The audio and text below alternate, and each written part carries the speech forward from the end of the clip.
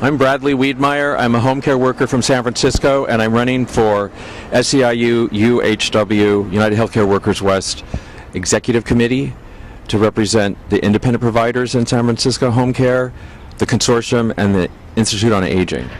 And we're running because we need to have our union in our own hands. Right now, there's basically a fraud. I've served on the executive board for 3 years, and the officers completely have seized the control of the executive board, and it's not listening at all. They're not listening at all to the members whatsoever. We have a terrible situation in the union where we've got work sites where the stewards are getting no support from the union. Other unions in their facilities, their contracts are signed and complete, and our people are suffering. In home care right now, we've had tremendous assaults on home care over the last few years, and the union's not interested in fighting it. In fact, they blocked in the city when we did activities. They would set up alternative activities to draw away people when we were speaking with the Board of Supervisors during the budget period, because they had made a deal and they did not want the deal rocked with the politicians they're supporting. So these are some of the reasons why we're running. But especially because this election is a stealth election. It's set up so that in home care, there's over 30% of the seats are empty. There's not even anybody running. And 95% of all the races are uncontested. So it's a very questionable election, and we're trying to get the word out that there is election and there's a reason for taking the time, just a few minutes, to turn your ballot in, mail it in, because it's a chance to take the union into our own hands. And what are the conditions of home care workers that you feel have to be changed?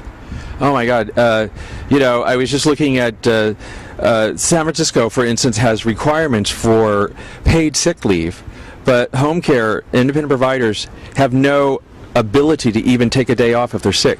If they're not there, their clients often get no care, and you have to reschedule, let alone being paid for it. So, it's a disaster. And the city has laws for private sector, but for the home care, the county, state, federal home care workers get no sick time off, get no time off, basically. There's not even a provision for replacing them. It's madness.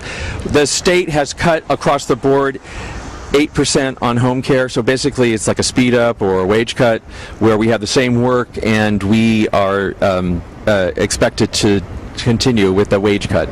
And that in San Francisco averages about 94 cents an hour cut. So that cut was promised to be removed when the economy turned around and when the budget changed so that there was a surplus. And now, of course, we've got to have the rainy day fund or some other God knows what. So millions of dollars are being spent on these ballot initiatives. Do the members support them, and where is this money going? Yes, well, the ballot initiatives are about $2 million apiece. 20 years ago, our union fought for single payer, and the members put that on the ballot. We were a little premature because HMOs were still popular. But what's going on right now is that Reagan is just putting out $2 million for ballot petitions. They are being circulated. 2 of them are basically a threat to the... They're not even meant to be carried on through to the ballot in November. They're to be used as bargaining chips. And Reagan did this 2 years ago, and we got absolutely nothing from them. So that was like, in that case, it was $5 million down the tubes with no benefit. And now the guy doesn't have any other tricks, and he's repeating it. And this e-board that I was saying, it takes no position that the members want, just rubber stamped it. So he's spending billions of dollars on a ballot initiative, but informing the members about an election, there's no information really to get the members involved in even the election. Well, what happens is the election was announced, so they received that there was an election going on like a week into the petition gathering period. And then just a few days before the petition period closed, people were encouraged to run. So it was completely just for consumption.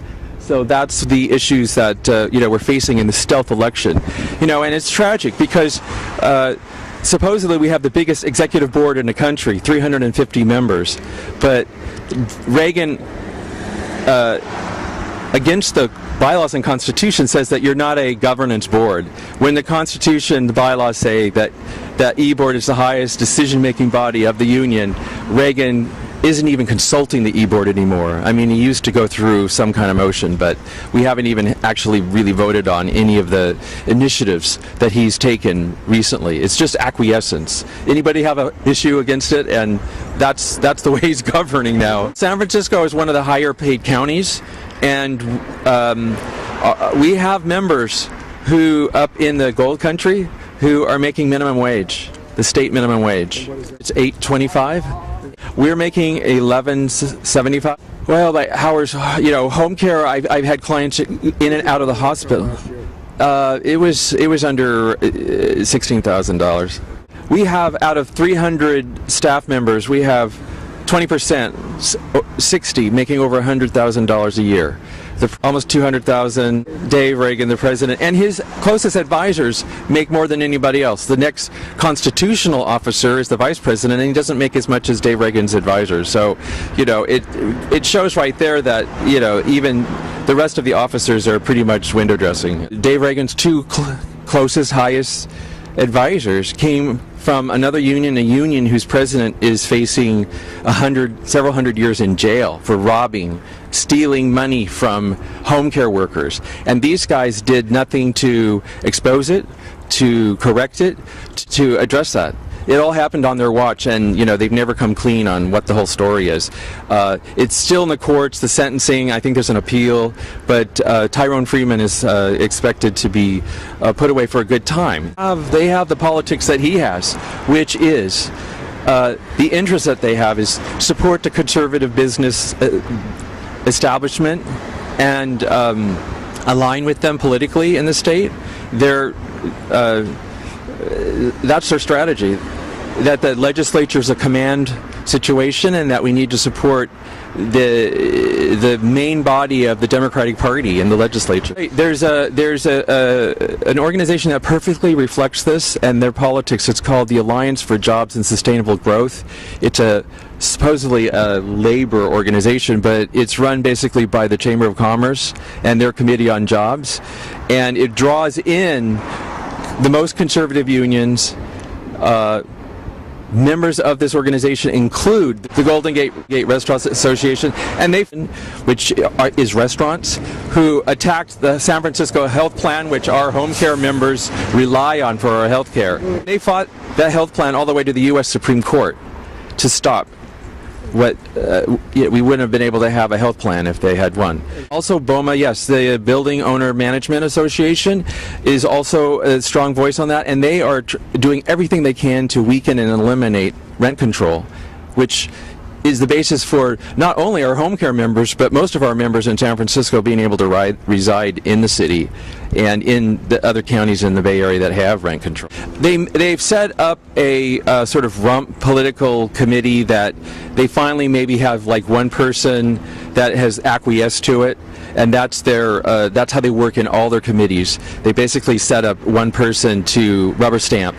But there is no COPE, there is no Committee on Public Education, which should be our political committee that should be democratically run by the members. That doesn't exist. We've had no say. And we've been asking for 3 years, the entire length of my term on the previous executive board, we've been asking to have a review of this relationship with the Alliance for Jobs and Sustainable Growth, because they're not friends of our members. Their office space has been delayed slightly. They were going to move them in earlier in the year, but in San Francisco there was no contest in the election, so they delayed it. But they're still coming. After this election, they'll be in our Union Hall, rent-free, as our contribution to them. So it's like a serious chunk of change that we're contributing to them, and they actually are secretly still in our office. They have supplies stored there, and they were in the office in 2012 for the campaign during that election year. Dave Reagan took the union out of the Labor Council in San Francisco, and now they're trying to get back in. What's happening with that, and how did that happen? Were the members consulted about leaving the Labor Councils? No, that was completely not reviewed by the membership, but it also relates to the larger question of SEIU breaking with the AFL-CIO and coming and setting up a rump federation. So it's related to that and the problem. I mean, I don't listen to what Obama has to say, President Obama, too often, but even Obama says you need to go back into the AFL-CIO. But let me just say that in San Francisco, for the Labor Council there, we decided to walk out and take the dues. We have a lot of members in San Francisco, so it was a damaging development for the Labor Council. Some of the other Labor Councils around the Bay, the North Bay Council, we did stay in. But in San Francisco, because the Labor Council, I think because it takes more stronger stands on issues that are important to the working people, working class, Dave Reagan wanted to have nothing to do with it. And so now, yes. So right now there's apparently an opportunity for the union to go back in, but they haven't answered my questions. I've been asking the political director of San Francisco, San Mateo, and Santa Clara County doesn't even know anything about it. Who is this? Carlos. Oh gosh, I'm blanking on his name. It's not Castro. Carlos.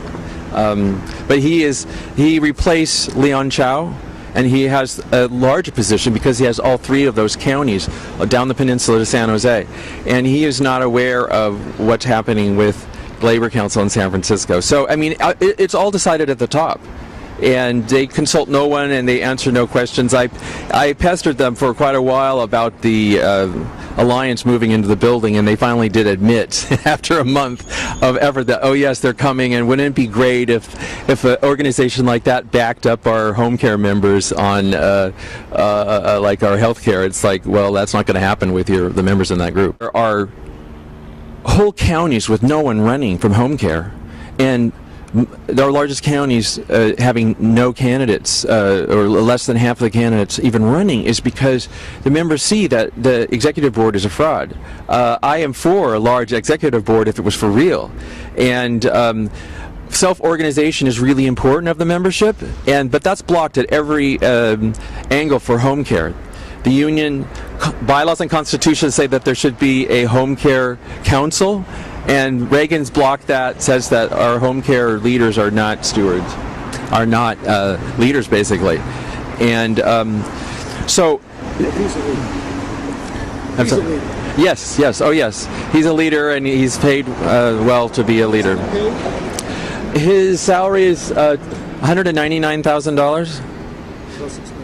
Yeah, plus all the expenses, yeah, and compensation for travel and whatnot and stuff. So, you know, I mean, it's probably close to Where did he come from? Has he ever been a home care worker? No. Dave Reagan is a business school graduate of labor studies from Cornell.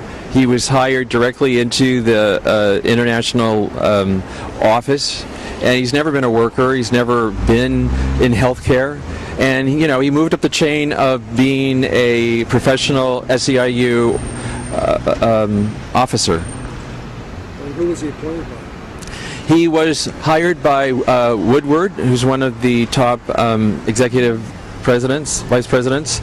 And so when there was there's a whole lot of issues with the trusteeship, but basically he was imposed out to San Francisco to deal with trusteeship. Who opposed him? He was imposed by the international executive body.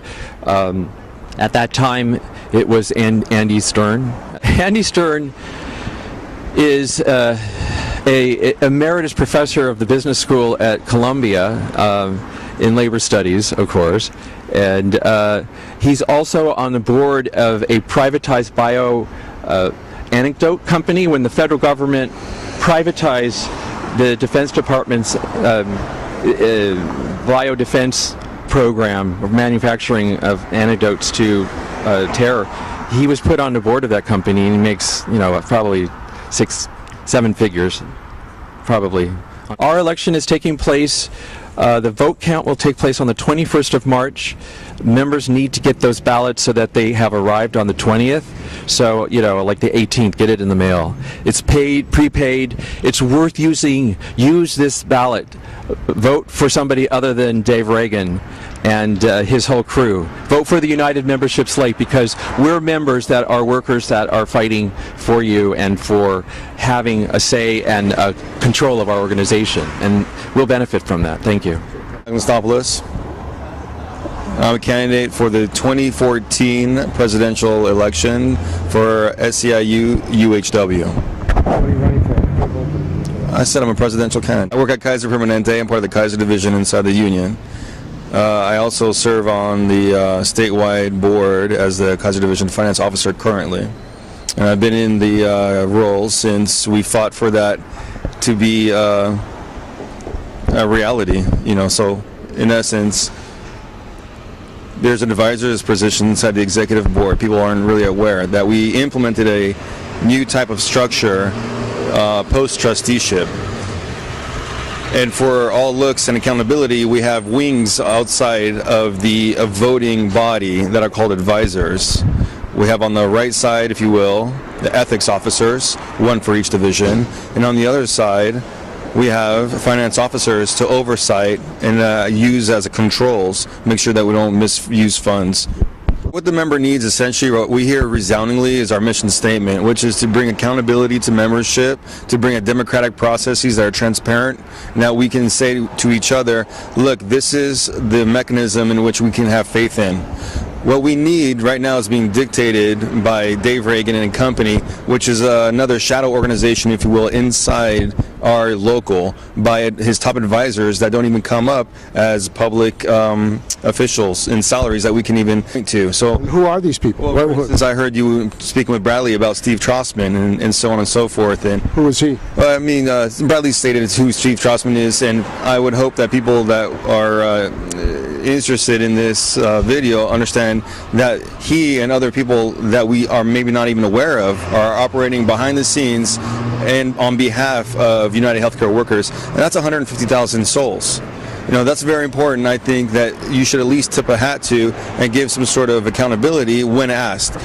Deep inside the union, there are people that are on the executive board level, people like Bradley, people that are in Kaiser Division, in hospital division, home care, nursing homes. They've been asking just for information, points of information that are completely being denied at best, and at worst, people have been persecuted for asking. UHW has so many tools available to it.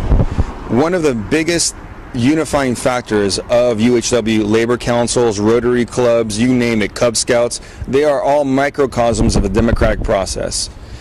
If people are disenfranchised, even in something that they have freedom to go and elect themselves to, a labor council, a Rotary club, you name it, church group, if you're disenfranchised, we all lose. It's incumbent upon ourselves to understand the value of being a participatory civilian.